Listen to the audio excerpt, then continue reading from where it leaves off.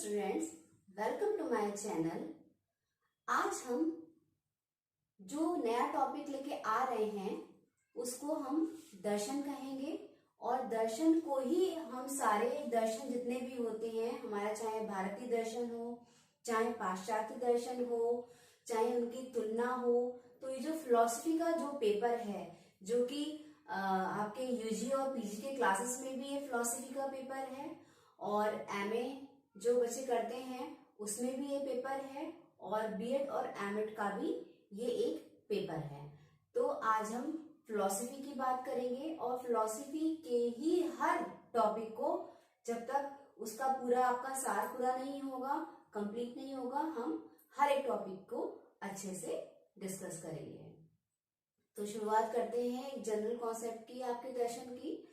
तो दर्शन अगर हम लोग बेसिक तौर पे देखें तो हमारा जो लाइफ को, जो हमारा जीने का जो स्टाइल है, जो हमारे व्यू हैं, जो हमारा दृष्टिकोण है लाइफ को देखने का, लाइफ को समझने का, वो दर्शन है। अगर प्रैक्टिकल हम उसमें बात करते हैं, इस तरीके से हर इंसान का अपना जीने का तरीका है, अपना जीवन को देखने का तरीका है, अपना सब बात को समझने का तरीका होता है।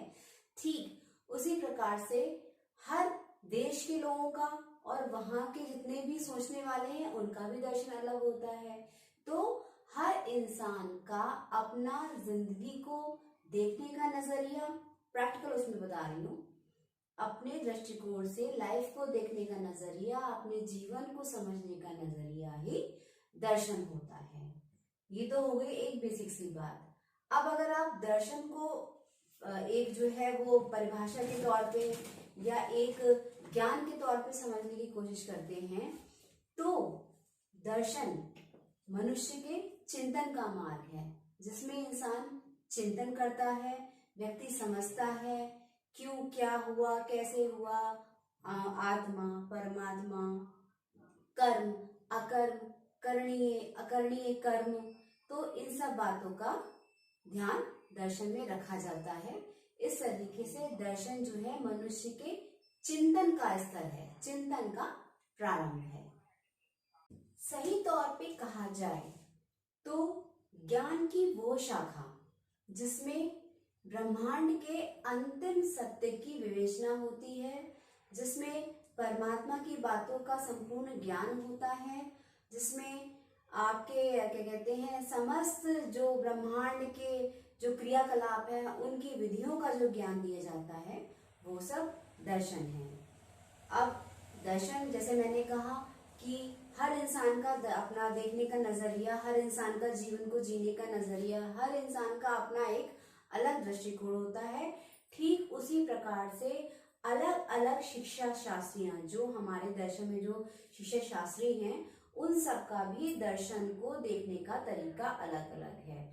और मान लीजिए कि किसी भी इंसान ने एक दर्शन को माना, तो उसी दर्शन को कई लोगों ने अपनाया या समझा कि हाँ ये बात सही है, तो वो एक उनका एक ग्रुप बन गया, उसको एक अलग दर्शन का नाम दे दिया गया। हम इस फिलॉसफी में जो दर्शन का जो ये पेपर है उसमें हम कई वाद पढ़ेंगे, जिसमें आदर्शवाद है, यथार्थवाद है, प्रकृतिवाद है, प्रयोजनवाद है, अस्तित्ववाद है, और इस टाइप से कई हम लोग वाद पढ़ेंगे, जिसमें लोगों ने उसी एरिया को, उन्हीं बातों को जो है वो सपोर्ट किया है। कुछ लोगों ने आदर्शवाद को सपोर्ट किया लाइफ को देखने के ढंग में, कुछ लोगों ने कहा कि लाइफ जो है वो यथार्थवादी है, कुछ लोग कहते हैं प्रकृतिवाद ही सत्य है, प्रकृतिवाद ही दर्शन है, कुछ लोगों ने कहा कि नहीं अस्तित्ववाद है वही दर्शन है। तो इस तरीके से अलग अलग ग्रुप के लोगों ने अलग अलग दर्शनवाद को सपोर्ट किया। खैर ये तो बहुत आगे की बात हो गई। तो इस तरीके से आपने दर्शन की थोड़ी सी बात को समझने की कोशिश करी है। अब देखिए, संस्कृत में हमारे उपनिषद में कहा गया है कि दृश्यते अनेन इति दर्शनम, अर्थात जिससे सत्य के दर्शन हो सके वही दर्शन है, जिससे हमें सत्य के स्वरूप का ज्ञान हो, वही जो है वो दर्शन है। इसमें तमाम शिक्षा शास्त्रियों ने दर्शन में अपनी जो है बात कही है, अपनी बात को एक्सप्लेन करा है। और इसमें जो है राधा कृष्णन जो हैं उन्होंने ये कहा कि दर्शन सत्य के स्वरूप की तार्किक विवेचना है, यानी कि दर्शन में हम सत्य के स्वरूप की विवेचना करते हैं तर्क के संग, मतलब हर बात को जांच पड़ताल के, हर बात को सोच समझ के, हर बात का विश्लेषण करके ही हम दर्शन को समझते हैं। तो इस तरीके से उनकी बात आई निकल के कि दर्शन जो है वो सत्य के स्वरूप की तार्किक विवेचना है, बिल्कुल तर्क के साथ जो बात कही जाए वो दर्शन है। Philosophy is a logical inquiry into the nature of reality. ये बात आपके राधा कृष्णन ने कही है। और भी बहुत सारी चीजें हासिल उन्होंने अपने दर्शन की बात कही है, कई परिभाषाएं और भी शामिल हैं। दर्शन में अपनी बात को जो है कई लोगों ने कहा, अब दर्शन में जो है वो फिस्टे ने कहा कि दर्शन ज्ञान का विज्ञान है। दर्शन एक ऐसा विज्ञान है जिसमें ज्ञान की बात कही जाती है। इसी बात को कॉम्टे ने भी कहा कि दर्शन विज्ञानों का विज्ञान है। दर्शन इज अ जो है वो दर्शन विज्ञानों का विज्ञान है। अब तो इस तरीके से आप देखोगे कि ज्ञान और विज्ञान की बात करते हुए तमाम अर्थशास्त्रियों ने, समस्त अर्थशास्त्रियों ने अपने दृष्टिकोणों को, अपने दर्शन के प्रति जो उनके दृष्टिकोण है उस बात को रखने की कोशिश करी है। तो ये तो हमारी थोड़ी सी बात हुई है भारतीय दर्शन की। इसी के संग में हमें अपने दर्शन के इस पार्ट में पाश्चात्य दर्शन को भी समझना है और उसके बारे में भी अध्ययन करना है। तो कुछ अंतर है भारतीय दर्शन में और पाश्चात्य दर्शन में। भारतीय दर्शन में मूल रूप से मेन उसमें अकरणीय करणीय तत्व, परमात्मा को पाना, मोक्ष की प्राप्ति, जीव परमात्मा, इस तरीके से ज्ञान के अनुभवों को दर्शाया गया है। लेकिन पाश्चात्य दर्शन में जो है वो आपके जो प्रैक्टिकल लाइफ होती है, जो प्रैक्टिकल बातें होती हैं, उनको भी ऐड किया गया है। और जो भारतीय दर्शन है वो ज्ञान पे आधारित है, पाश्चात्य दर्शन है वो तर्क पे आधारित है।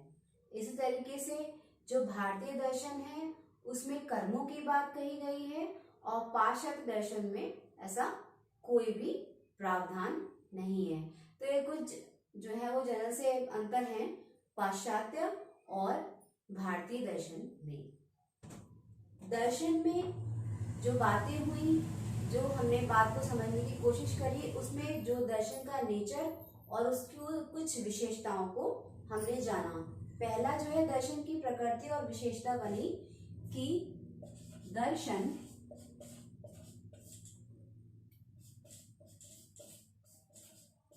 तर्क पर एवं ज्ञान पर आधारित है। उसके बाद में जो नेक्स्ट हमें बात पता चली वो ये पता चली कि दर्शन में ब्रह्मांड के अंतिम स्वरूप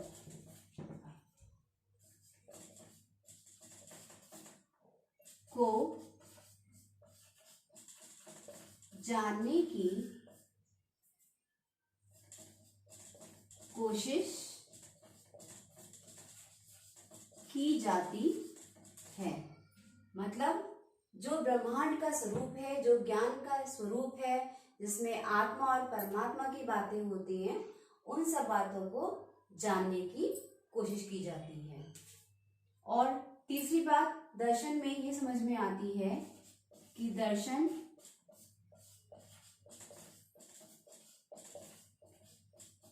व्यक्तिनिष्ठ है। और ये भी कहा जाता है कि दर्शन करणीय एवं अकरणीय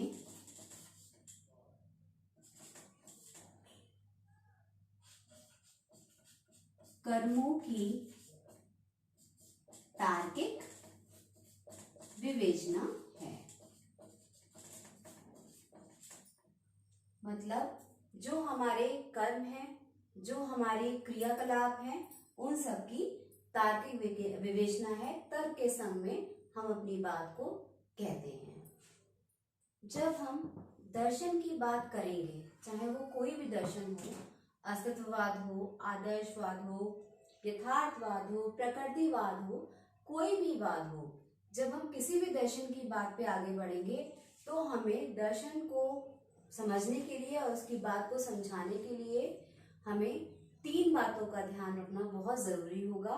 सबसे पहले उस दर्शन की तत्व मीमांसा, सेकंड उस दर्शन की ज्ञान एवं तर्क मीमांसा, और थर्ड उसी दर्शन की मूल्य एवं आचार मीमांसा।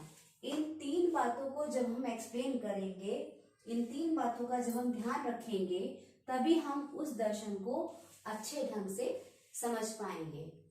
जो दर्शन की तत्व मीमांसा होती है बच्चों, तो उसमें ये देखा जाता है कि इसमें किन किन बातों का समावेश किया गया है, किन किन बातों को उसमें डाला गया है और किस वजह से उस दर्शन का विकास हुआ है, और उस दर्शन में उस तत्व की अहमियत क्या है, उस तत्व का स्थान क्या है, क्या किस टॉपिक पे क्या विवेचना करना चाह रहा है वो दर्शन। तो दर्शन की तत्व मीमांसा में हम उस दर्शन के तत्व को समझने की कोशिश करेंगे, मेन फैक्ट को समझने की कोशिश करेंगे। सेकंड, जो हम जब दर्शन की बात करेंगे तो उसमें ज्ञान एवं तर्क की मीमांसा की बात करेंगे, जैसे हम इसे एपिस्टेमोलॉजी कहते हैं, लॉजिक्स कहते हैं। इसमें वो दर्शन क्या ज्ञान देना चाह रहा है, किस ज्ञान को वो आपके सामने रखना चाह रहा है, किस ज्ञान की वो विवेचना करना चाह रहा है, और उसमें उसका तर्क क्या निकल के आता है, वो सब बातें दर्शन के इस पार्ट में आती हैं। बिना इन 3 चीजों के आप किसी भी दर्शन को नहीं समझ सकते, ना ही उस पे अध्ययन कर सकते हैं।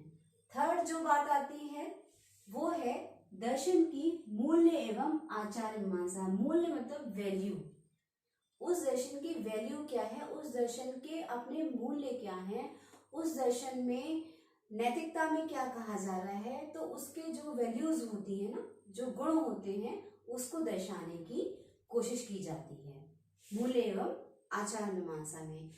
देखो बच्चों, फिलॉसफी इतना आसान नहीं होता है। फिलॉसफी समझने के लिए आपको बहुत ही डीपली ढंग से उसकी हर एक बात को समझना पड़ेगा।